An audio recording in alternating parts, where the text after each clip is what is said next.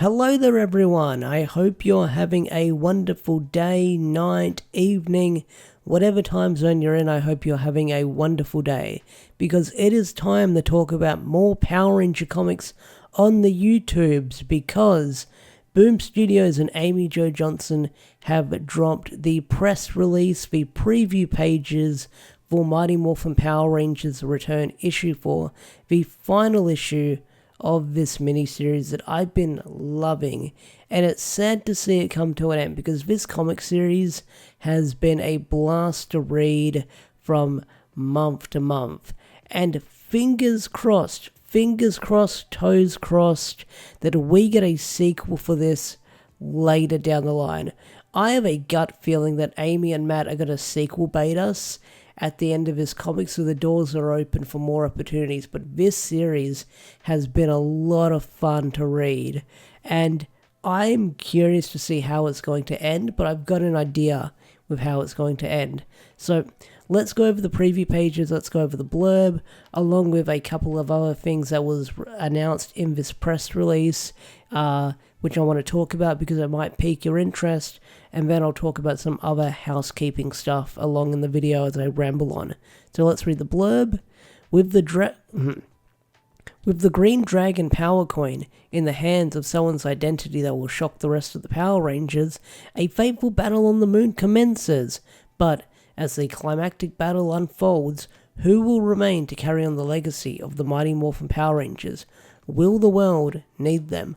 I want to say yes and yes. I feel like the comic will end with Kimberly realizing that the world still needs the Power Rangers because evil is still out there.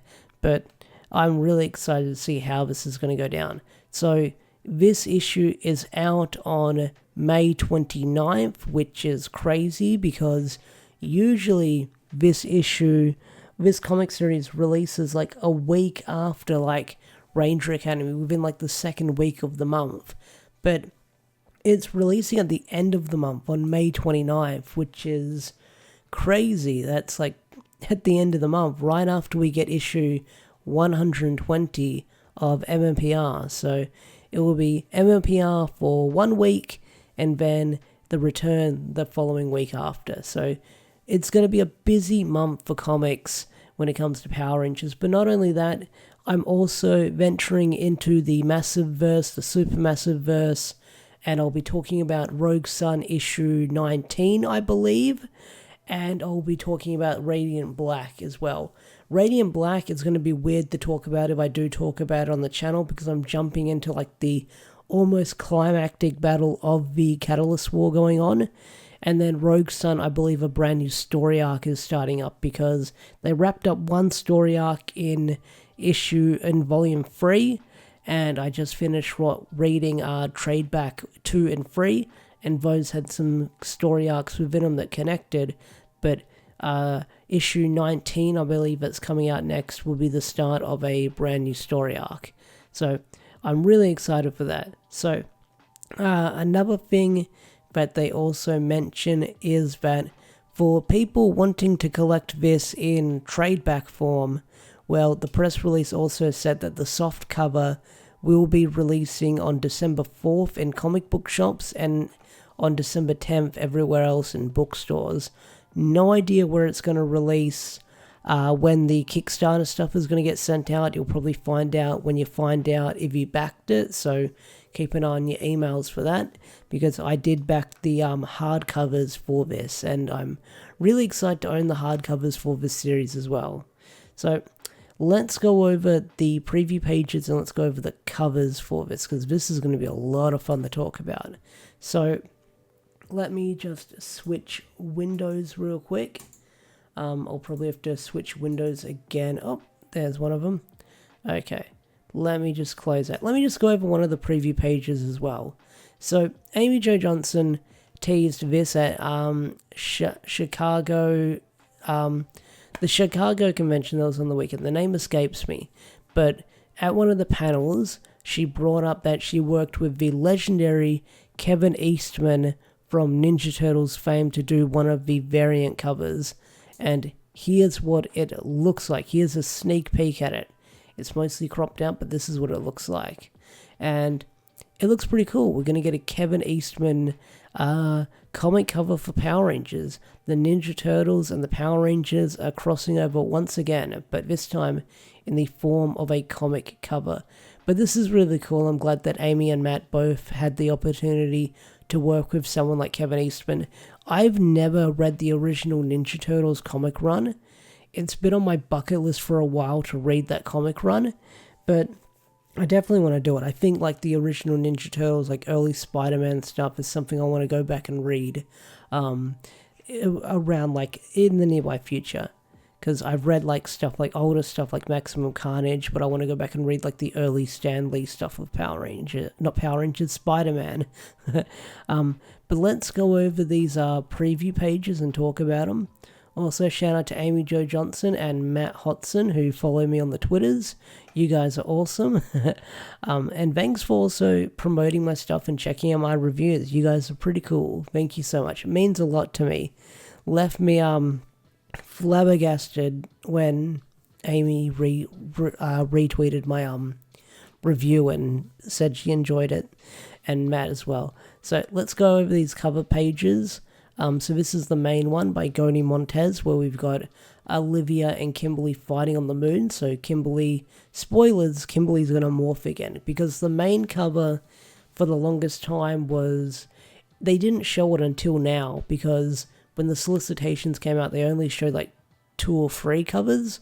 And this one was nowhere to be seen, because I guess it was kind of a spoiler with what might happen. But this is the main cover done by Goni Montez, and I think it looks pretty cool. You got Kim doing a flip, you got Olivia holding the dragon dagger, and they're fighting a battle on the moon, which is pretty cool. And then the next one, you've got this one done by David Nakayama. It looks pretty cool. I do dig it. It's got that shine to it, like it makes the spandex look like shiny spandex, like rubber. So it's got that gloss to it. And then on the back it's got the diamonds for the Mighty Morphin suits, which looks pretty cool as well. And then the next cover is the Goni Montez cover again. And then this cover, you've got Rita and Kimberly facing off against each other. This one looks really cool. Like, the realism they've done for Rita here looks really freaking fantastic. Like, the attention to detail looks really freaking nice. Because if you zoom out, it almost looks like a cosplay shoot. Like, I think they used a cosplay model for reference here. It looks really freaking sweet. Or they probably use the American actress for Rita here, or Machiko Shoga as well. But this one looks really freaking fantastic. Like, I like it. And then here's the preview pages. So, spoilers if you don't want to get spoiled. Art is not final, so things look wonky. These are not the finished products, but let's read it. So it opens up with a bit of a flashback where Olivia finds the morpher, and then she says it's morphin time, and then woof, they morph, and then they teleport on the moon. And we've got a funny joke here where the teleporting didn't go as planned, and Olivia says she thinks she's going to puke, which is kind of funny because that's probably her first time teleporting, so she's probably like going to vomit. And Matt did make a joke on Twitter saying there was a part in the script where she was going to actually puke in the helmet as a joke, which they didn't go through with it, and that would have been funny to see. Like, the vibes I got when he tweeted that out was the, this is going to be like an old throwback, but a gross throwback, but the Steve-O astronaut puke thing is the vibes I was getting when someone vomits inside of a helmet. But let's scroll down and look at these preview pages. Olivia says mum, Selena says mum, and then everyone else says mum. So everyone is shocked that Olivia is the daughter of Kimberly. And then right away it jumps. Wait, is that... Okay. Yeah, okay, so right away it jumps right into the action with everything going on. Like, this might be the thumbnail here. Yeah, this might be the thumbnail.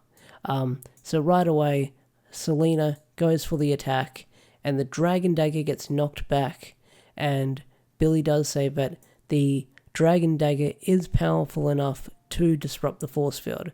So again, we've got a fight going on with Selena and Olivia, and it looks like that Olivia here is outmatched.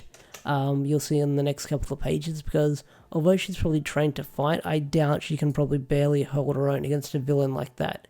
But next page, we get some putties, and these putties have some really cool designs to them.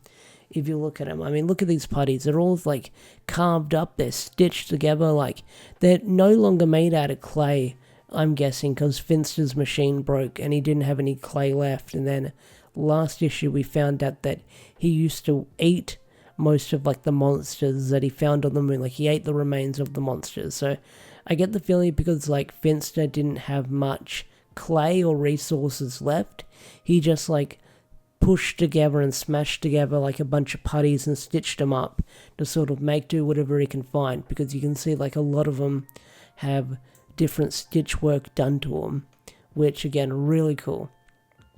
And then once again, we've got our Rangers jumping into action. Billy throws a punch. You can see Zach doing some hip-hop keto. Jason's doing whatever he's doing. And we've got them fighting off the putties. And this is what I mean here, where everyone's sort of like struggling to fight Selena here. So Kimberly gets knocked back, and then she gets slammed to the ground, which really cool artwork here, I will say that. And then Olivia gets a knee to the gut. So again, they might be sort of like a little bit out of their league here. But again,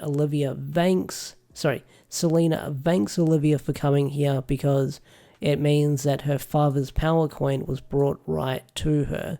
So this is the last preview page, and I get the feeling it's going to end with Rita not the entire series. I feel like the big climactic of this battle is Rita getting revived and the Rangers coming together to defeat this like weird zombie Rita as well.